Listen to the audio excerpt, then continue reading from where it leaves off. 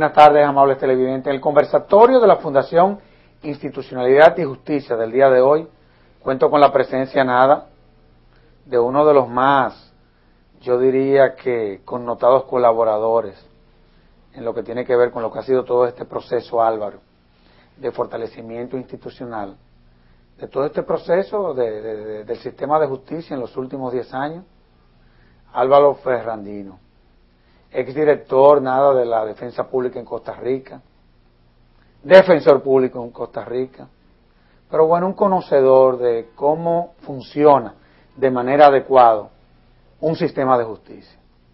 Y yo creo que a buena hora y en nombre de la Fundación te doy la bienvenida y te agradezco el que me permita, en estos momentos en donde se comienza a plantear una serie de reformas que pueden traer como consecuencia una contrarreforma al Código Procesal Penal y algunas legislaciones, que lejos de contribuir, y eso lo vamos a aclarar aquí, a aumentar los índices de criminalidad, lo que están es contribuyendo a forzar a los actores del sistema a que mejoren su desempeño, y bueno, en fin, así que en nombre de la Fundación te agradezco el que esté conmigo hoy. Gracias. Sé que tú has estado en una cumbre, en la cumbre de la defensa pública, y bueno, ¿de qué es de lo que se ha tratado esa actividad? Porque en la República Dominicana la verdad es que hay sectores de la población que no entienden el papel de la defensa, que no entienden que los derechos del imputado están preservados en la Constitución. Pero bueno, aquí el tú ser imputado es de antemano el tú ser condenado por la sociedad. ¿Qué se ha logrado en lo que ha sido esa cumbre y cuáles fueron las recomendaciones? Esta es entiendo, la primera cumbre o encuentro nacional de defensores públicos que se realiza en la República Dominicana después de, yo no diría una década, sino más de 15 años. Increíble. De intentar consolidar un sistema de defensoría pública en el país, en el cual ha habido distintos colaboradores, incluyendo Finjus en sus inicios y hasta la fecha, la cooperación internacional, pero sobre todo el liderazgo de la Suprema Corte de Justicia y en este caso del doctor Jorge Subero, para hacer de la defensa pública un servicio permanente, estable, sostenible, y tal vez antes de contestar los resultados de este encuentro, vamos a la base jurídica de por qué el imputado tiene derecho a un defensor, pero especialmente por qué el Estado debe financiar un servicio de defensa pública gratuito.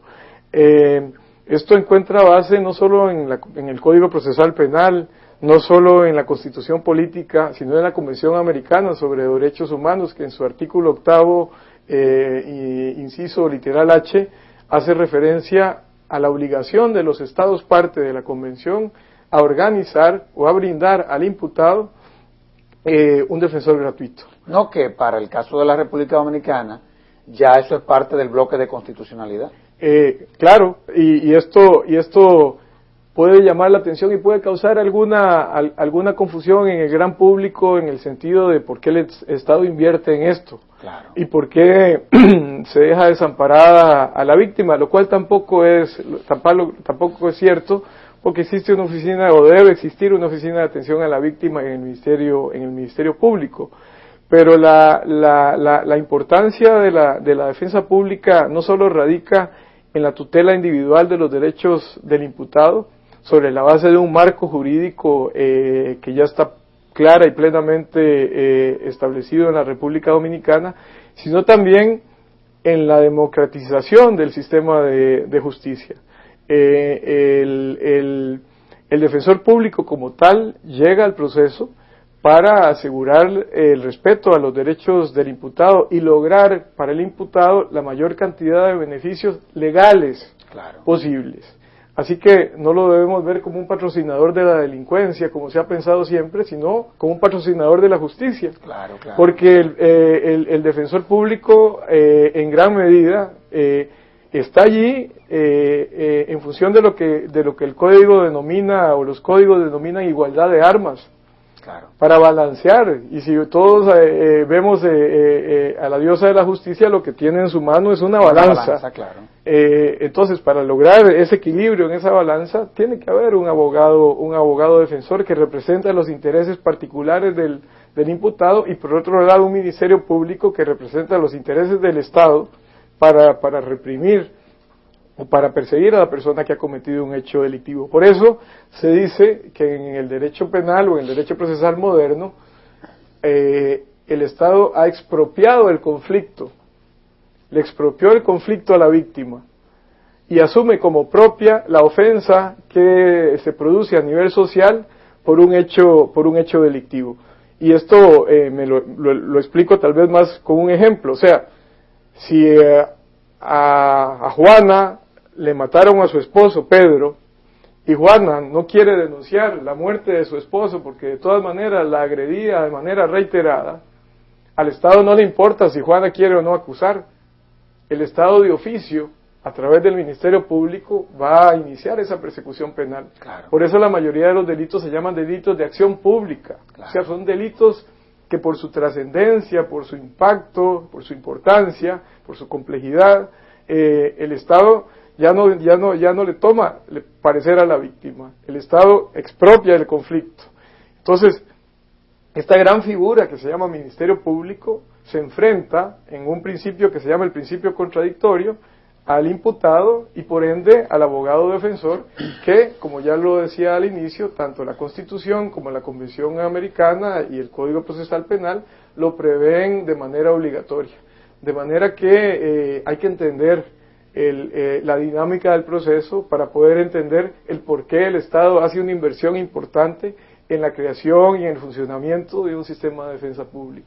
¿Cómo tú evalúas la defensa pública en la República Dominicana? Porque vemos, o cuando analizamos algunas de las estadísticas que están disponibles, vemos que la defensa pública, aun cuando todavía no cuenta con la totalidad de lo que deben de ser el número de defensores, vemos que está absorbiendo el 67% de los casos que se le someten a la justicia penal.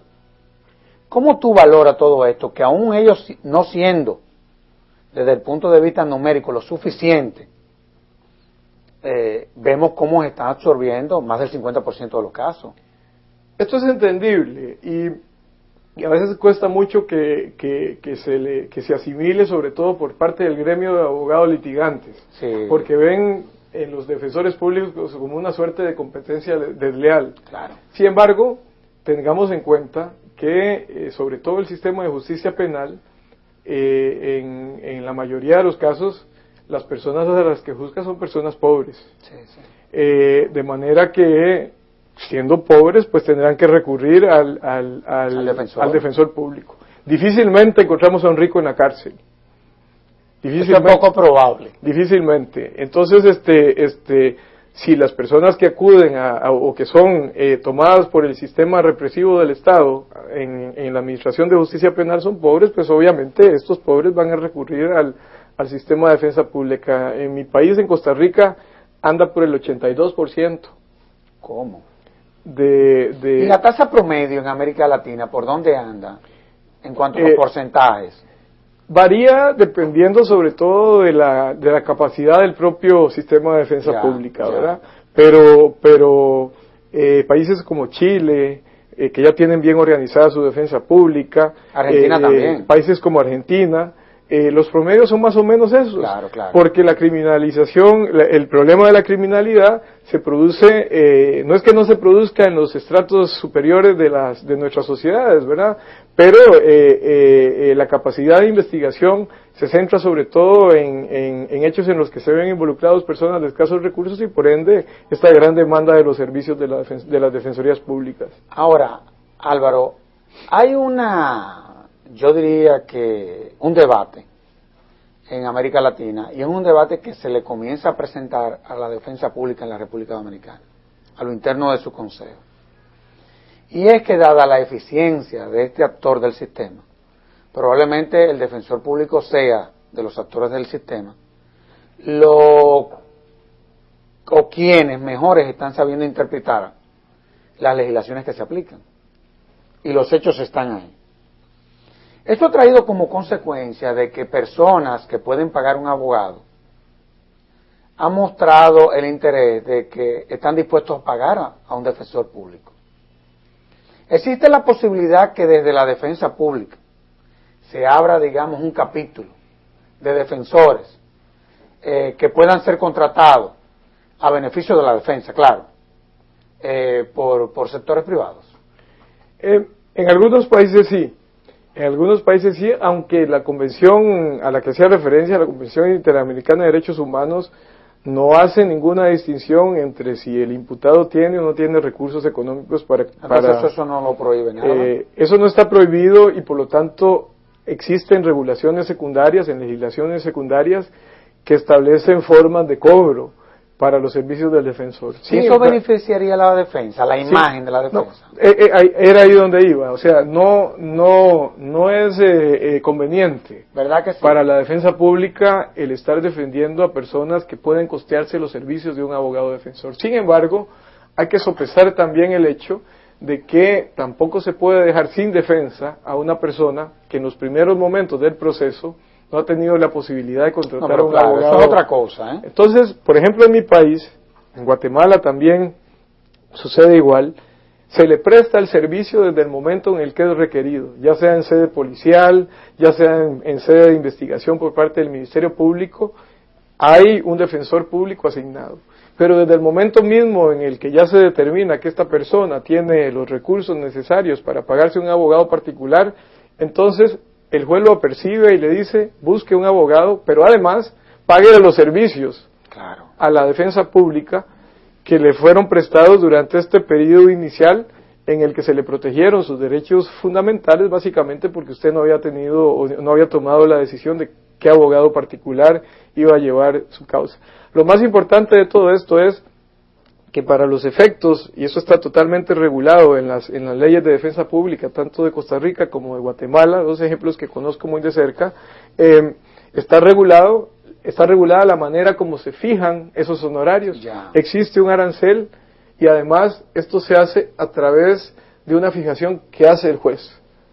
Es el juez el que determina cuál es el monto que debe ser depositado en la cuenta del juzgado por los servicios prestados por la defensa pública. Luego, estos fondos son trasladados al sistema de defensa pública para ser ejecutados en beneficio del propio sistema de defensoría pública. Pero lo que es absolutamente impensable es el mantenimiento o la venta de servicios de la defensa pública a personas que tienen recursos económicos. Eso es bueno que tú lo hayas aclarado, porque en algunos sectores hay una gran confusión con eso. Yo creo que eso viene a armonizar el debate.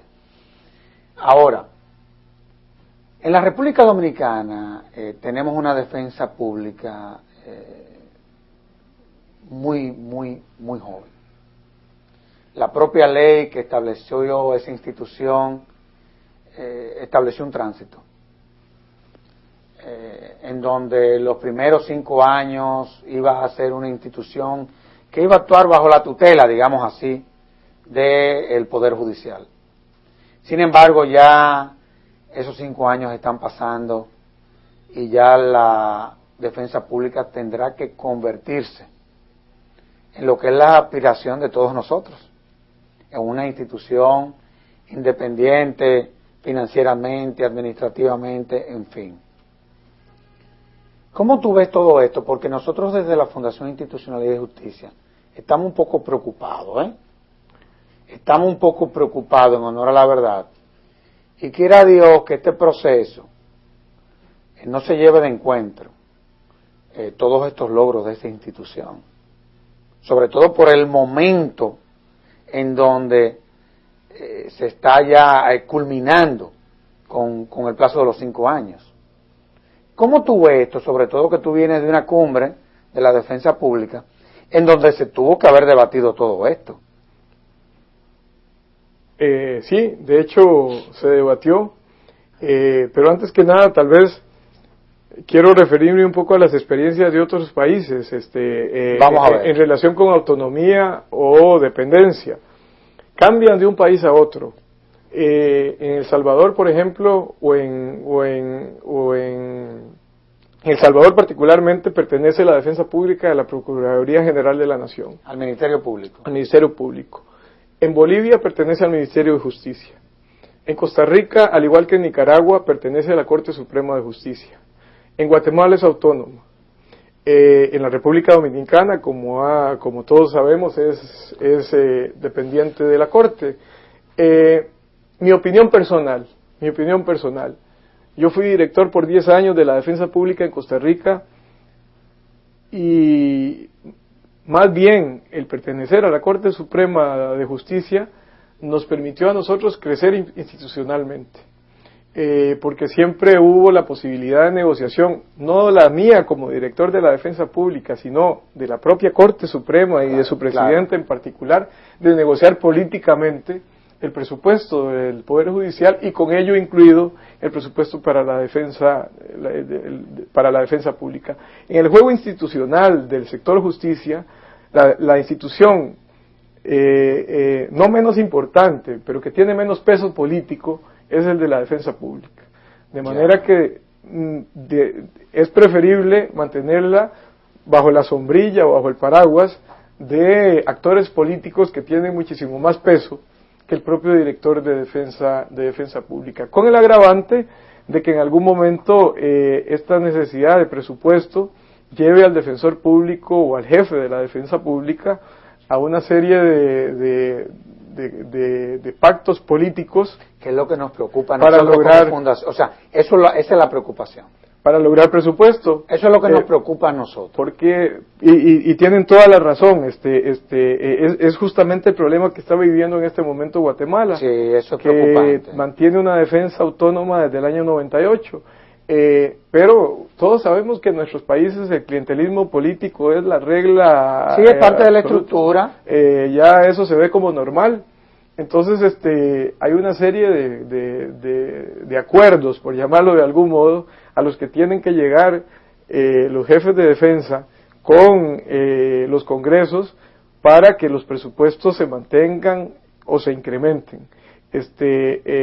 Repito, tendrá peso la opinión, peso político la opinión del fiscal general, peso político del presidente de la Corte, pero siempre tendrá menor capacidad de incidencia, claro. La dirección de la defensa pública, y lo digo yo como repito que tuve a mi cargo la defensa por 10 años. Lo importante en esto es que la defensa dependa de quien dependa, inclusive si es autónoma, se garantice una autonomía técnica en el manejo de los casos. Allí sí no hay posibilidades de intervención, porque es el defensor de manera casuística el que establece sus estrategias de defensa. Pero a nivel institucional, los modelos nos han demostrado distintas experiencias en las cuales la independencia muchas veces se ve avasallada por el poder político, a diferencia de la dependencia bien entendida, que asegura un desarrollo sostenible en el funcionamiento de la Defensoría Pública. ¿Cómo se hacen en Costa Rica cuando, habiéndose destacado un defensor, entonces viene una oficina de abogado privado, lo contrata y provoca que ese extraordinario defensor, habiéndose formado a lo interno de la defensa y habiendo la defensa invertido dinero para su capacitación, entonces lo sacan del sistema? Bueno, porque aquí habrá en la República Dominicana que establecer un código de ética en ese sentido. Sí, aunque es inevitable, eso es inevitable. Sí, pero hay límites, Álvaro, por Dios. Yo entiendo. Lo importante, y siempre yo lo vi así, o sea, cada vez que un defensor público renunciaba para irse a trabajar a otra institución o a irse a litigar, al fin y al cabo era un fracaso de la jefatura de la defensa pública, que no había tenido o no había sabido establecer una estrategia y una reglamentación que retuviera a este defensor. Es muy importante tomar en cuenta sobre todo la mística y la vocación a la hora de hacer la selección de abogados defensores. Un defensor con mística, un defensor con vocación, un defensor que tenga un salario digno, que no se va a hacer rico con ese salario, pero que tiene la posibilidad al menos de mantenerse en una condición económica él y su familia estable, es un defensor que probablemente no vaya a irse de la defensa pública. Y si a eso le añadimos un proceso de ascenso que implique mejoras salariales también, yo diría que esto va a reducir a su mínima expresión la fuga de cerebros de la defensa pública o la migración hacia otros sectores de la justicia o hacia el sector del ejercicio privado de la profesión. Pero tú hablabas de la vocación, que es fundamental para el ejercicio de una profesión.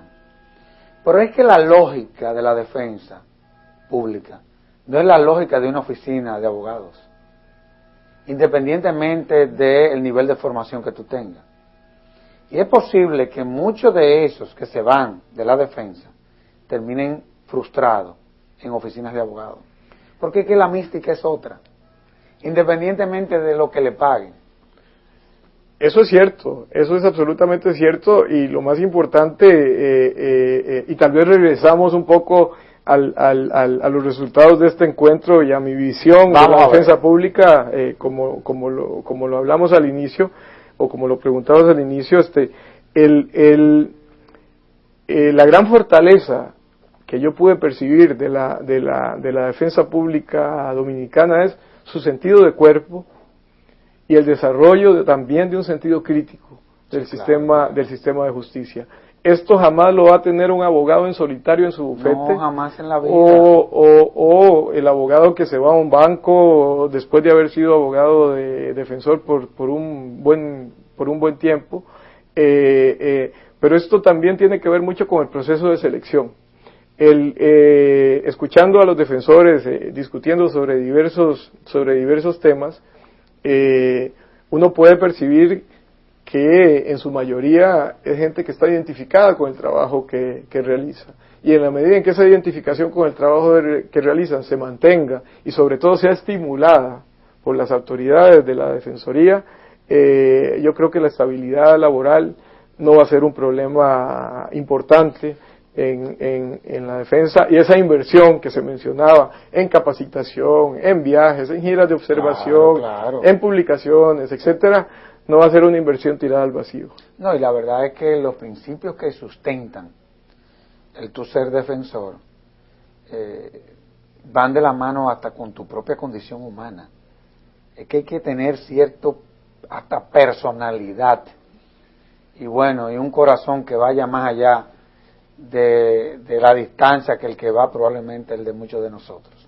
Ahora, hemos estado hablando de la defensa, pero evidentemente, y como comenzamos a hablar al principio del programa, y tú eres un conocedor, la justicia es un sistema, y uno de los actores que componen ese sistema es la defensa pública, pero hay otros.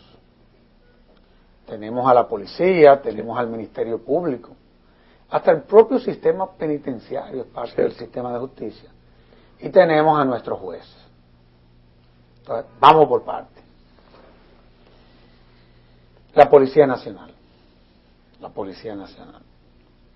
que tiene una lógica totalmente diferente a la policía judicial que ustedes tienen en Costa Rica. Cuando tú lees, yo oigo mucho aquí en la República Dominicana, tú me corriges porque el experto eres tú, de que hay que crear una policía judicial, una policía técnica judicial, y que eso hay que crearlo mediante una ley. Bueno, pero sucede que cuando tú lees el código, tú te encuentras que el código establece de que el que coordina a esa policía, es decir, la que tiene que ver con la política de persecución, es el Ministerio Público y no el jefe de la policía. Es decir, que ya tenemos la ley, ya tenemos una ley que por lo menos hace la distinción de que los policías que tienen que ver con la prevención, bueno, están bajo la coordinación del jefe de la policía. Así es. Pero lo que tienen que ver con el otro componente de la política criminal, que es la persecución, estarán bajo la coordinación del Ministerio Público. Bien. ¿Qué vamos a hacer para que en la República Dominicana eso se entienda? ¿qué hicieron ustedes en Costa Rica? Tú me dirás, mira, Sergio Tulio, lo que pasa es que en Costa Rica nosotros tenemos un sistema en donde confluimos defensores, jueces, ministerio público y policía. Bueno, pero en la República Dominicana la estructura es otra. ¿Pero qué podemos hacer? La pregunta no es fácil de responder y sin embargo es probablemente el talón de Aquiles de la reforma procesal penal en América Latina. Definitivamente que sí. Que es el tema de la coordinación institucional entre la policía y el Ministerio Público. Pero una policía que no quieren que la controlen, pero un Ministerio Público que no la quiere controlar. Yo quería decir algo antes. Eso lo estoy diciendo yo, Álvaro. No, y yo estoy totalmente, no conozco las interioridades tan cercanas del sistema de administración de justicia dominicano, pero en términos generales yo siempre digo, tenemos un sistema de administración de justicia asistémico. Totalmente. Porque no hay coordinación entre una institución y otra. Entonces no es la ley lo malo, es la falta de coordinación. No, el problema es de la falta de coordinación y del fortalecimiento institucional. Claro.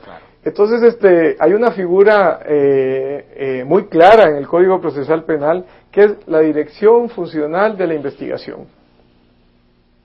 Eso significa, como bien lo decías, que el fiscal es a quienes están subordinados los policías desde el momento en el que están investigando un hecho criminal. Y por eso hay que distinguir entre el policía preventivo, el policía de a pie o de patrulla que anda por la ciudad, que anda por los pueblos, que ve las fronteras, etcétera, etcétera, y el policía represivo, en el buen sentido de la palabra. Es el policía que en el momento en el que ve la comisión de un hecho delictivo, recibe la denuncia de un hecho delictivo, se convierte en el auxiliar, en el brazo, debe ser el brazo derecho del Ministerio Público para los efectos de llevar adelante la investigación. Esa especialización, por llamarla de algún modo, de la policía represiva para poder servir realmente al Ministerio Público es uno de los grandes retos en todo el proceso de implementación de un Código Procesal Penal acusatorio como el que ustedes han adoptado hace 4 años. No es necesario crear otra policía. Claro que no, de por Dios. Lo que tenés que cambiar es el modelo. Claro. Entonces lo discutimos en este encuentro de defensores públicos y yo les decía, miren, aquí lo que tenemos que tener claro es esta división de la policía en su dimensión de prevención y en su dimensión de represión como auxiliares del Ministerio Público en la investigación. No, y es bueno que ustedes hayan tocado ese tema, porque aquí hay una gran confusión en cuanto a lo que son los componentes de una política criminal y a quiénes son los actores de manera individual de cada uno de esos componentes. Entonces tú te encuentras que en la materia que tiene que ver con la prevención, como habiéndose la policía separado de su sociedad, cuando tiene que entonces jugar el otro rol de la persecución, es una verdadera locura lo que está pasando. Entonces no hay una política criminal efectiva, porque entonces una está contaminando la otra, y eso trae como consecuencia entonces que hablamos de que la justicia es un sistema, y cuando uno de los actores se tambalea, todos sabemos lo que pasa. Es lo que pasa en una orquesta, en una sinfonía. Si el violinista desafinó, se nos contamina el sistema. De acuerdo. Y cuando a mí me preguntan cuál es la principal transformación que introduce el sistema acusatorio, yo les digo que no es la introducción de la oralidad como se piensa. No, sí, señor. Hoy tenemos un debate oral con una dinámica democrática, igualdad en las partes, un juez que ya no es más que un árbitro sobre la base del principio de contradictorio entre el acusado y su defensor y el Ministerio Público, y en su caso la víctima y el querellante adhesivo. Pero no necesariamente esa es la transformación más importante.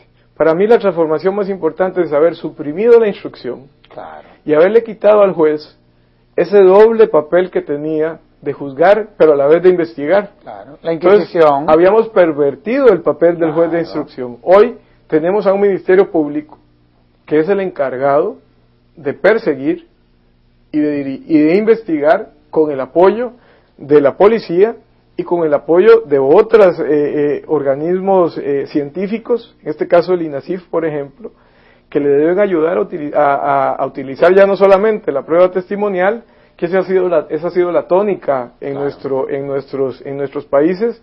Todo se resuelve sobre la base de prueba testimonial, cuando debería de utilizarse también como prueba fundamental la prueba pericial.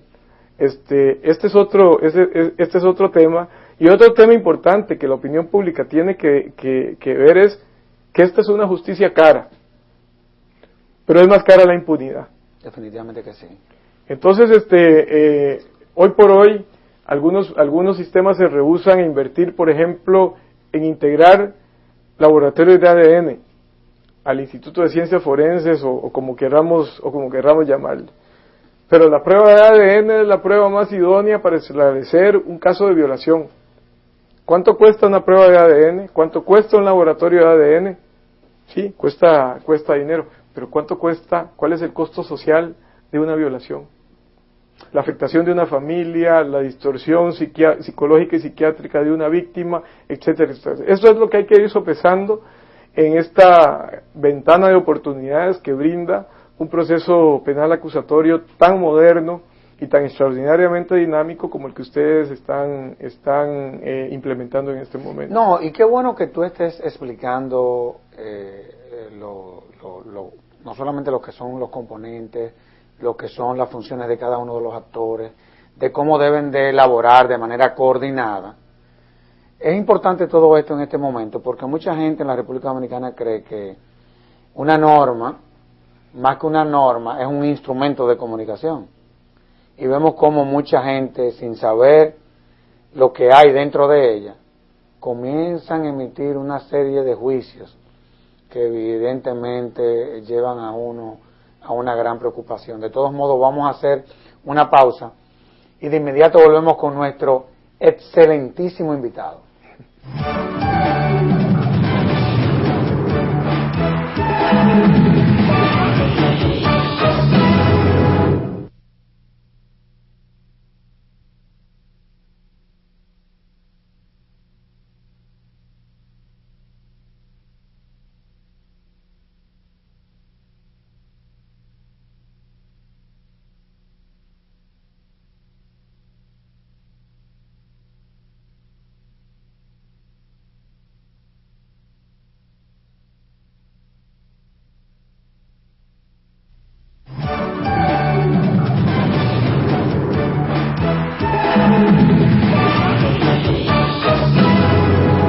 Álvaro, yo quiero que sigamos hablando del Ministerio Público, honestamente hablando.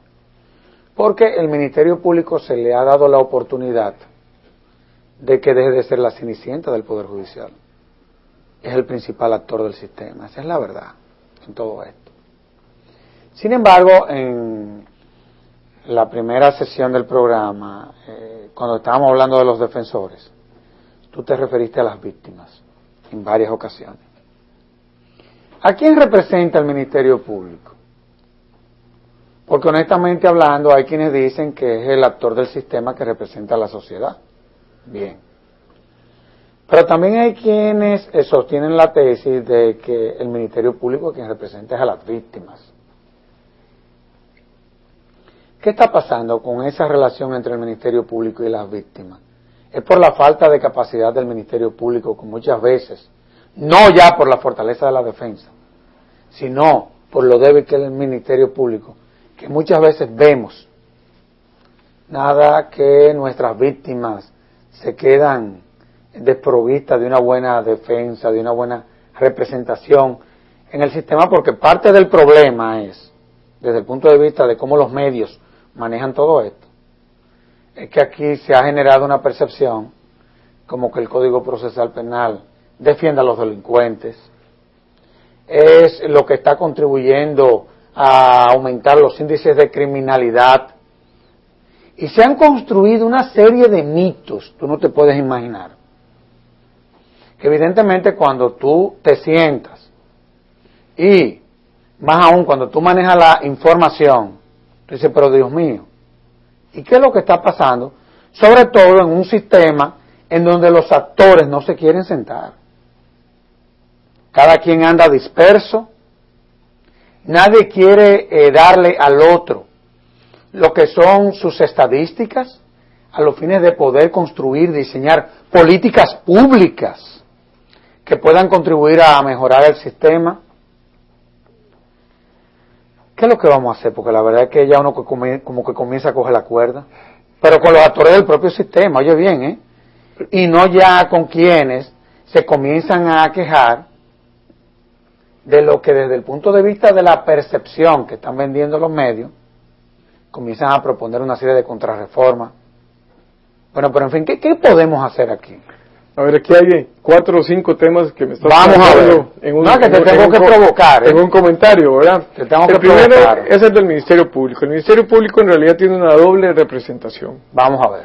El de la sociedad como un todo, y no solo el de la sociedad, sino el interés del Estado por reprimir los delitos, pero también el interés de la víctima.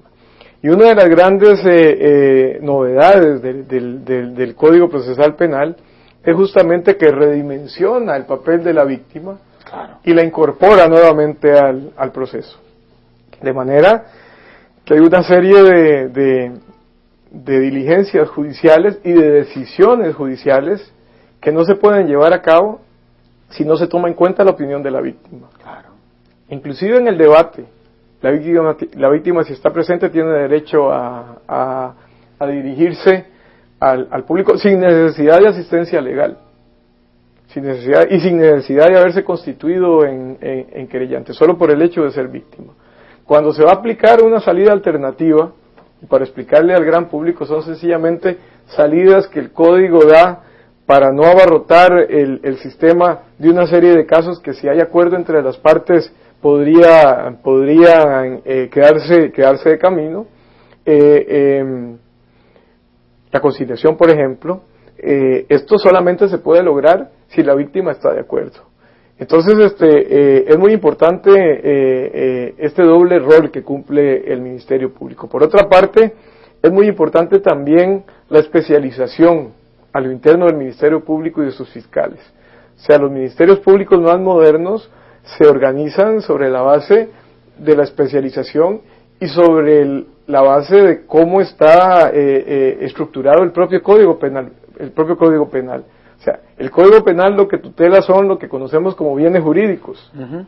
El bien jurídico más importante es la vida, y por eso el hecho que pena más grave tiene es el homicidio, porque es el que más atenta contra la vida, al igual que atenta a las lesiones y otros hechos criminales. Entonces, hay que especializar a los fiscales y organizar al Ministerio Público sobre la base de estos bienes jurídicamente tutelados en el Código Penal. No podemos poner a los fiscales a hacer de todo, porque no pueden volverse especialistas o todólogos, como decimos vulgarmente. Ni siquiera los abogados ya son todólogos. Pero sin embargo el Ministerio Público sí. Ah, no, claro que Entonces, sí. Tener fiscales en una fiscalía de delitos contra la vida, tener fiscales en una fiscalía de narcoactividad, tener fiscales en una pero fiscalía interno del Ministerio Público. A lo interno del Ministerio Público. No desmembrar al Ministerio Público.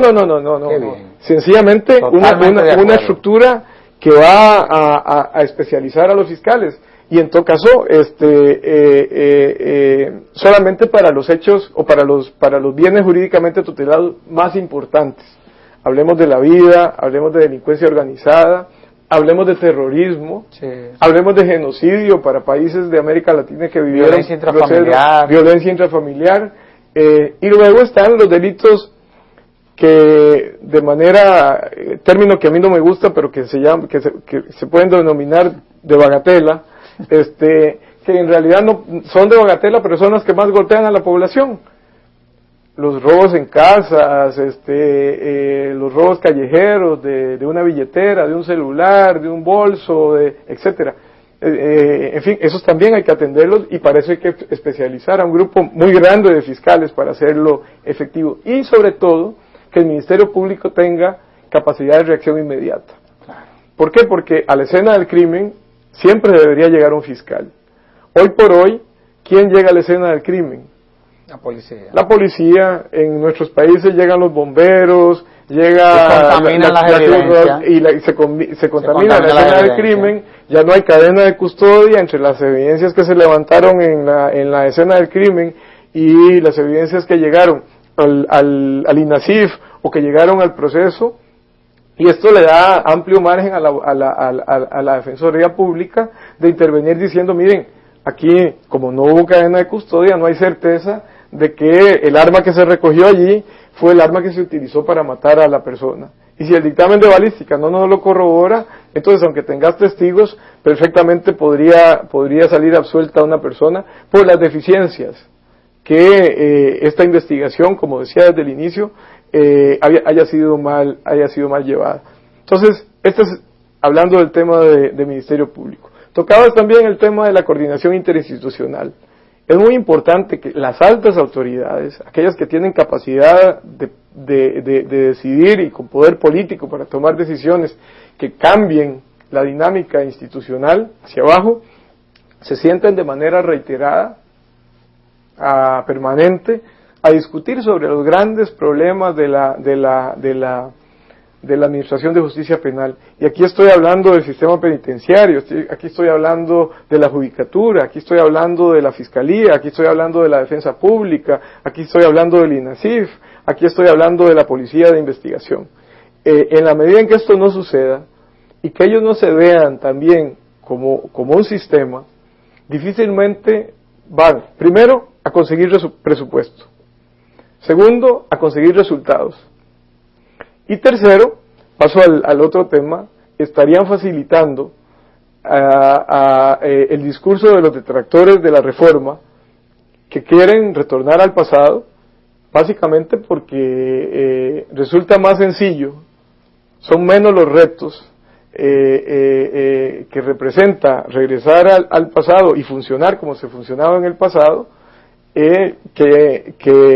que manejar un código y las legislaciones que lo complementan, que imponen una dinámica diferente, sobre todo en base a dos términos que para mí siempre han sido fundamentales: transparencia por un lado y eficacia por otro. Sobre todo lo de la transparencia, ¿verdad? Porque te transparente el proceso, tú sabes en todo lo que es el proceso quién fue el que falló. Tú te encuentras con que ya esas estructuras de mafia que pudieron haber funcionado a lo interno de la Policía Nacional comienzan a desterrarse, y evidentemente que sí, claro hay gente que entiende que es mejor volver al sistema anterior, claro que sí. Y esto no es extraño, o sea, ya hay países de América Latina que han vuelto al pasado.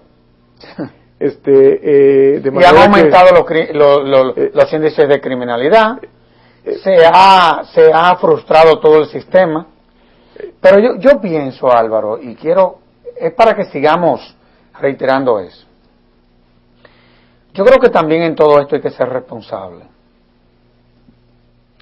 O sea, frente a presiones como la que se comienzan a presentar en la República Dominicana, que ya está degenerando un populismo penal, entiéndase que a lo que tú no eres capaz de darle respuesta, entonces tú dices que el culpable es una norma.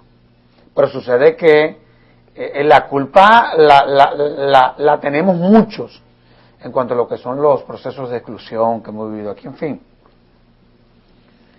Y se nos olvida que la justicia no previene, interviene.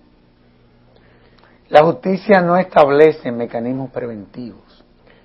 Interviene en todo lo que es un proceso. Y es ella en donde ese proceso culmina. Ahora, ¿cómo es posible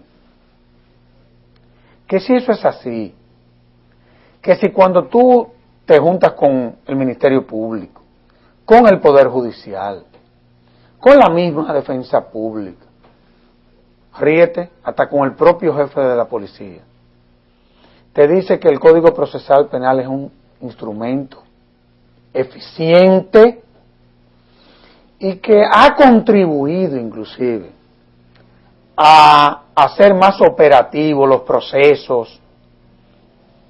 Hoy en día, de cada 10 casos que se le someten al sistema, el sistema le está dando respuesta a 8. Con la anterior legislación le daba solamente respuesta a 2. Hoy en día más del 70% de las decisiones de los jueces son sentencias condenatorias. Antes de esos 2 casos que se le sometían al sistema, no necesariamente eran sentencias condenatorias. Es decir, los datos están ahí. Entonces, ¿cómo es posible que los actores no se junten en bloque y le comuniquen a la nación lo que ha sido la implementación de esta legislación? Eso de verdad yo no lo termino de entender. Y que cada quien ande de su cuenta. ¿Cómo podemos construir políticas públicas que puedan contribuir al fortalecimiento del sistema? Honestamente hablando, eso yo no lo voy a entender. Porque parecería que es desde el propio sistema, porque cada quien anda de su cuenta diciendo que es bueno. Pero así no. Entonces, da la impresión, es la percepción de la población. Claro. Que es desde el propio sistema que se está diciendo que las cosas no andan bien, cuando las cosas no andan tan mal. ¿Qué podemos hacer, yo insisto muchísimo en algo que creo que ya dije, pero la coordinación interinstitucional es importante, es fundamental y debe ser una política pública, pero claro, por Dios, bien manejada, con un apoyo permanente también del Ejecutivo para provocar, sin intervenciones y respetando la independencia de poderes. Pero no es solo eso, o sea, yo pienso que también es importante que se dé a conocer cuál es la productividad que se está dando en el sistema de justicia. Y con esto voy al cuarto punto que dejamos pendiente cuando me hiciste la tras anterior pregunta, tras anterior comentario, que es la funcionalidad del sistema se mide o se debe medir de manera objetiva, no sobre la base del criterio de que aumentó la criminalidad, de que hay más o menos presos en la cárcel. Pero es que ahora tenemos más presos que antes. Y eso no tenemos 5.000 presos más, que eso es malo. Claro que eso es malo, pero eso es parte de una serie de debilidades institucionales y de prácticas cerradas. ¿Por qué? Porque también es cierto, y aquí me pierdo un poco en lo que iba a decir, pero el discurso jurídico va absolutamente divorciado de la práctica forense. Claro. Una cosa es lo que dice la ley y otra cosa es lo que hacen los jueces, los fiscales, los defensores y la policía. Entonces, cuando uno le pregunta a un oficial de un juzgado, mire, ¿y por qué tanto papel, tanta burocracia, etcétera? Él te dice, aquí lo hemos hecho así siempre. No le importa si el código cambió, no importa nada, pero esas son las prácticas, y la práctica supera la ley, supera la Constitución. Pero la tendencia en América Latina, muy de la mano con experiencias importantes en los Estados Unidos y en países como Alemania, Italia, Portugal, es que tenemos que tener indicadores. El indicador de impacto, el indicador de gestión es el que te dice si tu institución está o no está funcionando, si la inversión vale o no vale la pena. Claro. Y todo debe verse, tal vez no con un sentido economicista, pero sobre todo en tiempos de crisis tenemos que ver que aquello que se invirtió provocó algún impacto. Claro. Entonces es el tema de los economistas de costo-beneficio. Estos indicadores de gestión son los que nos permiten ver el rendimiento de la institución a nivel integral, pero también el rendimiento de la institución a nivel individual. Sí, claro. Y entonces yo no puedo pensar en que haya un policía que durante un año completo o durante un mes no consignó una sola persona a los tribunales de justicia. Cuando vemos en la prensa, detuvimos a tantas personas el fin de semana, bueno, ¿y qué se hicieron esas tantas personas? En la Fiscalía, por ejemplo, un indicador de gestión, bueno, ¿cuántas acusaciones presentó el Ministerio Público en un mes o en un año? Pero además, ¿cuántas acusaciones fueron presentadas por cada uno de los fiscales? Y resulta que hay uno que es extraordinariamente inquieto e identificado con su cargo y presentó 20 o 30, y otro que presentó una. Y sin embargo se les da un igual tratamiento. Eso le permite a los jerarcas tener clara idea de cómo está funcionando su institución, como decía, en lo integral y en lo particular, y tomar decisiones sobre la base de datos estadísticos. Eso es fundamental. Esto es importante. Es que no hay forma de tú construir políticas en el área del sistema de justicia, yo creo que en ningún área, si no es sobre la base de estadística. Es que no es posible. No es posible. O sea, eso es lo que te va a permitir, o diría yo, es el principal indicador para tú poder construir políticas públicas. En la República Dominicana, por ejemplo, la Fiscalía del Distrito, que tiene esa visión que tú estás planteando, que es la visión correcta. Ellos están actuando sobre la base de estadística. Claro. Pero se ha tomado esa fiscalía como un modelo piloto, en donde ya la policía está bajo la coordinación del fiscal. Claro. Entonces tú te encuentras con los siguientes datos. Que del 100% que el fiscal le somete al juez de la instrucción, el 93% va a juicio de fondo. Eso es bueno. Pero de ese 93% que va a juicio de fondo, alrededor de un 90% son sentencias condenatorias. Entonces, fíjate lo que es la consecuencia es la eficiencia de un sistema que se fundamenta en la coordinación de sus actores. Claro. Fíjate cómo se dan resultados favorables cuando se da esa relación entre policía y Ministerio Público. Y cuando ya una parte de la policía entiende que en materia judicial cae bajo la coordinación del Ministerio Público. Eso está pasando aquí, sin embargo, eso no se difunde, y evidentemente yo creo que aquí vamos a tener que ver de qué forma nosotros comenzamos a diseñar un plan de comunicación, no sé, porque también de eso es de lo que se trata. De acuerdo. De eso es de lo que se trata. De acuerdo. El tiempo se agotó. Bueno, pues yo agradezco la invitación. He hablado mucho, pero es que yo me apasiono por el tema.